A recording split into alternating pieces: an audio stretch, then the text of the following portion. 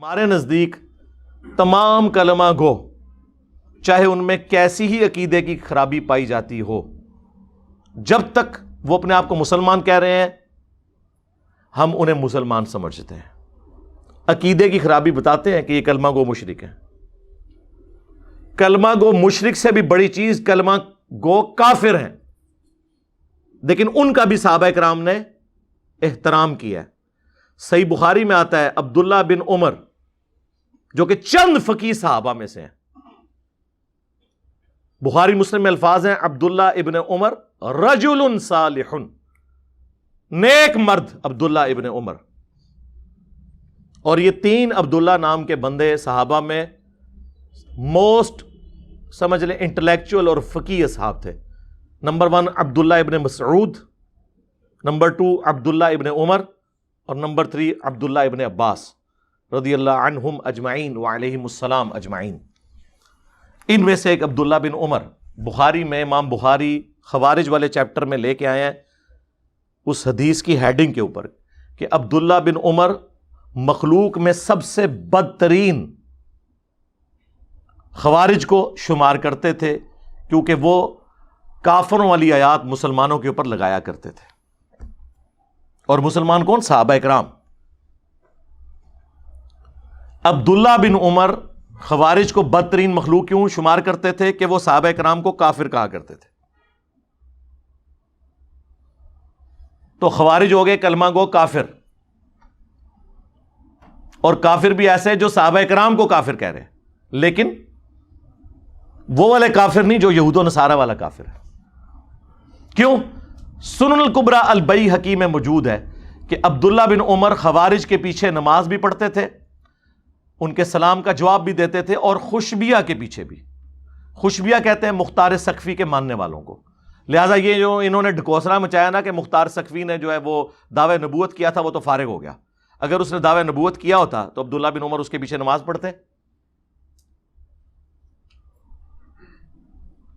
چونکہ قاتلین حسین کو کیفر کردار تک پہنچایا تھا نا مختار سقفی نے، تو انہوں نے پھر اس سے بدلہ اتارا، اس طرح کا جھوٹا بلیم لگا کے اس کے اوپر۔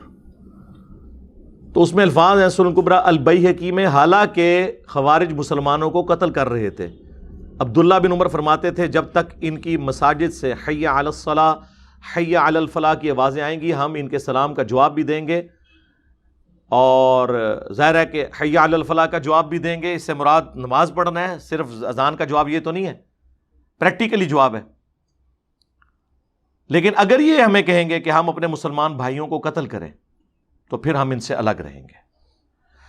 تو وہی عبداللہ بن عمر جن کے بارے میں بخاری میں آیا وہ کہتے ہیں کہ خوارج بدترین مخلوق ہیں، انہی کے بارے میں سنن الکبری البیہقی میں آیا وہ ان کے پیچھے نمازیں پڑھتے ہیں۔ تو نماز کس کے پیچھے وہ پڑھ رہے ہیں؟ کلمہ گو کافروں کے پیچھے، جو صحابہ کرام کو اس زمانے میں کافر کہتے تھے، اور عام صحابی نہیں، مولا علی علیہ السلام کو۔ آج اگر کوئی صحابہ کرام کے بارے میں بکواس کرتا ہے تو آپ اس کی علمی اصلاح کریں بجائے اسے کافر کہنے کے۔ یہی سبق ملا نا اس سے، اور کیا ملا؟ مولا علی سے پوچھ لیں، المصنف ابن ابی شیبہ میں مولا علی سے پوچھا گیا یہ خوارج کیا یہ کافر ہیں؟ انہوں نے فرمایا یہ کافر نہیں ہے، یہ کفر ہی سے تو بھاگے ہیں، انہیں یہ گمان ہوا کہ میں کافر ہو گیا ہوں تو مجھ سے دور بھاگے ہیں، تو یہ کافر کیسے ہو سکتے ہیں؟ ایڈا جگرا ہے کسی دا، اے مولا علی دا ہی جگرا ہے کہ مولا علی کو جو کافر کہہ رہے ہیں، مولا علی کہہ رہے ہیں کہ یہ مجھے جو کافر سمجھ رہے ہیں نا، تو یہ دلیل ہے اس بات کی یہ کفر سے نفرت کرتے ہیں کہ مجھے بھی نہیں انہوں نے چھوڑا۔ انہوں نے تو بخاری مسلم کی حدیث فٹ نہیں کی کہ جس نے مسلمان کو کہا کافر تو کفر اس کی طرف لوٹ جائے گا۔ انہیں پتا تھا یہ تعویل کی غلطی کی وجہ سے کہہ رہے ہیں۔ آج بھی اگر کسی صحابی کو کوئی کافر تعویل کی غلطی کی وجہ سے کہتا ہے تو کفر اس کی طرف نہیں لوٹے گا، اور اگر جان بوجھ کے کہتا ہے سمجھتے ہوئے کہ وہ مسلمان تھا، وہ تو صحابہ کو تو چھوڑ دیں، آج بھی کسی ایک عام مسلمان کو بھی کوئی کافر کہہ دے تو وہ کافر ہو جائے گا۔ اس مسئلے کو سمجھیں۔ میری بعض لوگوں نے بات اچھالی کہ جی آپ نے کہا تھا حضرت ابوبکر کی صحابیت کا انکار کرنے والا جو ہے وہ کافر ہے، اور دوسری طرف آپ کہتے ہیں کوئی گالی دے تو وہ کافر نہیں، ان کو کافر بھی کہے تو کافر نہیں۔ یہ علمی بحثیں ہیں بھائی، بخاری مسلم دونوں میں حدیث ہے۔ ابن ابی بلتہ نے نبی علیہ السلام کی جب مخبری کر دی تھی، کافروں کو بتا دیا کہ حضور مکے پہ چڑھائی کرنے والے ہیں، نبی علیہ السلام کو اللہ نے وحی کے ذریعے بتایا، مولا علی کو بھیجا، انہوں نے اس عورت کے جوڑے سے وہ خط برآمد کیا، اور جب وہ خط آیا نبی علیہ السلام کی بارگاہ میں، حضرت عمر نے کہا یا رسول اللہ اجازت دیں میں اس منافق کا گلا کاٹ دوں جس نے آپ کے ساتھ یہ غداری کی ہے۔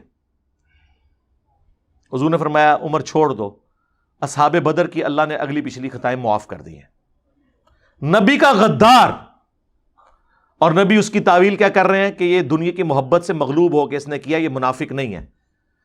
اور حضرت عمر کیا کہہ رہے ہیں؟ یہ منافق ہے۔ اب حضرت عمر سے توبہ کروانی چاہیے تھی نا حضور کو، نہیں کروائی، کیوں؟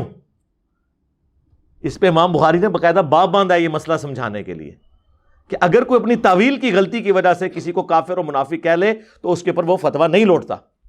آپ کو سمجھ آئی بات؟ ورنہ حضور کا کام تھا نا، واجب تھا، نبی پہ تو واجب ہوتا ہے کہ وہ کہتے کہ توبہ کرتے اس طرف کفر لوٹ گیا، تو نے ایک بدری کو کہا ہے۔ تو آج بھی اگر کوئی اس طرح کہتا ہے تو وہ اپنی تعویل کی غلطی کی وجہ سے کہہ رہا ہے۔ کوئی شخص صحابی کو صحابی سمجھتے ہوئے نہیں کہے گا۔ یہ پیورلی علمی بحثیں ہیں جو میں پبلک میں لے آیا ہوں اور یہ اسے ایکسپلائٹ کر رہے ہیں، لیکن ان کو یہ پتہ نہیں ہے کہ یہ لوگ اسکول سے بھاگے تھے تو مدرسے میں گئے تھے، کالجز اور یونیورسٹیز کے اسٹوڈنٹس تو ان باتوں کو سمجھتے ہیں۔ یہ کتنی لاجیکل گفتگو ہو رہی ہے۔ تو مولا علی نے کہا یہ کافر نہیں ہے۔ پوچھا گیا منافق ہے؟ کہا قرآن تو کہتا ہے منافق تو اللہ کا ذکر بڑا تھوڑا کرتے ہیں، یہ منافق بھی نہیں، یہ تو اتنی لمبی نمازیں پڑھتے ہیں۔ پھر پوچھا گیا بھی کافر بھی نہیں منافق بھی نہیں، وہ پیچھے مسلمان ہی بچ گئے نا۔ سورۃ البقرہ میں 3 ہی کیٹیگریز آئی ہیں، اہل ایمان، کافر اور منافق، چوتھی تو کوئی کیٹیگری نہیں ہے۔ فرمایا یہ ایک جماعت ہے جس نے ہم سے بغاوت کی ہے، یعنی ہمارے لوگ ہیں، ہم سے باغی ہوئے ہیں۔ تو مولا علی نے یہ گڈ جیسچر دیا اور وہ دروازہ فتنے کا بند کر دیا۔ مولا علی اس امت میں مثال ہیں اور ہمارے لیے علم کا مرکز ہیں ان معاملات میں جن میں اگر کوئی مسلمانوں کا گروہ باغی ہو جائے کہ ایک حکمران نے ان کو کیسے ٹریٹ کرنا ہے۔ اور مولا حسین علیہ السلام اس چیز میں امت کے امام ہے کہ اگر مسلمانوں کا حکمران باغی ہو جائے تو رعایا نے کس طریقے سے اس کو ریئیکٹ کرنا ہے۔ اس سے بھی بڑھ کر صحیح بخاری میں باقاعدہ باب باندھا امام بخاری نے باغی اور بدعتی کے پیچھے نماز پڑھنے کا حکم۔ پہلے تو 694 نمبر پہ حدیث لے کے آئے امام بخاری کہ نبی علیہ السلام نے کہا کہ عنقریب ایسے امام آئیں گے جو تمہیں غلط نمازیں پڑھائیں گے، تم ان کے پیچھے نماز پڑھ لینا، ان کی غلطی کا وبال ان پر ہوگا۔ اسی لیے تو میں کہتا ہوں کہ مجھے کوئی حدیث بتائیں، کوئی حدیث بتائیں جس میں یہ آتا ہو کہ فلاں کے پیچھے نماز ہوتی ہے، فلاں کے پیچھے نہیں ہوتی۔ یہ ٹاپک سے آپ کو حدیث خالی نظر آئیں گی، صحابہ کرام کے فتوے نظر آئیں گے، وہ بھی نماز پڑھنے کے حق میں خلاف کوئی بھی نہیں نظر آئے گا۔ یہ سارے مولویوں کے لکھے ہوئے فتوے ہیں۔